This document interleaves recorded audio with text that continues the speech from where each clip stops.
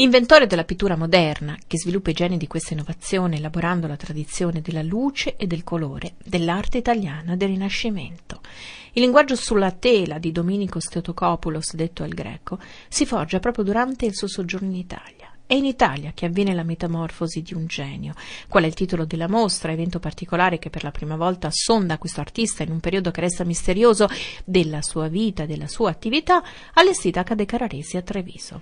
Non è una personale del pittore cretese, ma un'analisi delle suggestioni da lui recepite dalla pittura italiana e prodotte a sua volta su grandi artisti contemporanei, da Picasso a Francis Bacon. Nelle sale di Ca' de' Carraresi si può ammirare in anteprima mondiale infatti il maestoso cartellone di Picasso, la Demoiselle d'Avignon. Il Greco è senza con dubbio a mio giudizio un pittore per cultura e per linguaggio visivo italiano.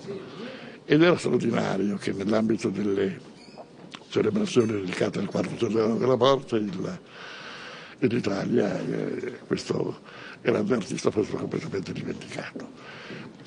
Esistevano gli studi naturalmente per illustrare nella vicenda del Greco il lungo momento, un decennio, e nel corso del quale, muovendo da una cultura figurativa bizantina, si trasforma in quello che diventerà poi, che sarà celebrato in Spagna.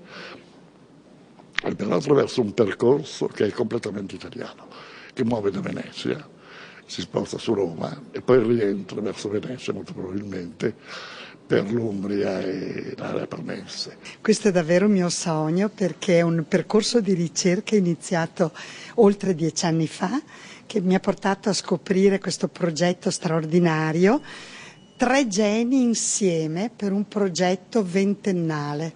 E i 3 geni sono Nelson Rockefeller, vicepresidente degli Stati Uniti, 4 volte governatore di New York, la tessitrice artista Jacqueline de la Baume d'Urbach e Picasso.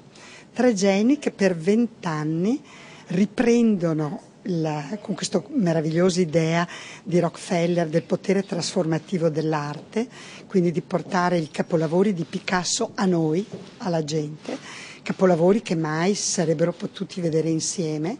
Quindi lui finanzierà questa esecuzione di 19 arazzi e che partono da cartoni preparatori straordinari. Anche le 2 crocifissioni inedite di Francis Bacon aiutano a capire la distorsione della figura che si libera dalla ieraticità sacra tipica delle icone, che è la forza dirompente della modernità del tratto di El Greco.